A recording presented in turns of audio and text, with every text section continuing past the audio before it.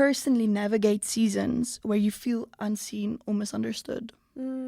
That's a good Because I think that is question. something that people go through. Everyone goes through a season, or not a season, but times where they feel not understood, or sure, you didn't hear me in this, or sure, I feel so lonely now. So how would you navigate that? I feel like the enemy really takes me for a roller coaster ride during those seasons sometimes. I think I can sometimes get caught up in my own idea or my own perspective of the situation.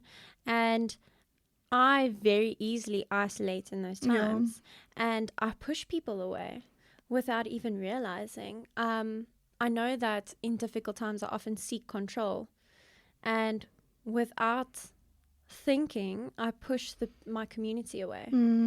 But what I've learned is to really take a step back out of that situation and see the people around you who are asking you, how are you? Yes. Who are intentional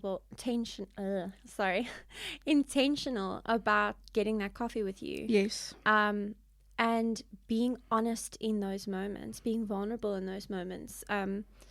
You know, Christ was in community. Yes. Christ had friends. I mean, if you look at the Garden of Gethsemane, he took his closer friends and then he eventually went alone to Christ. And I mean, that's a very broad picture of, but I think in those times, draw near to your closest friends who you are willing to hear them speak in your life.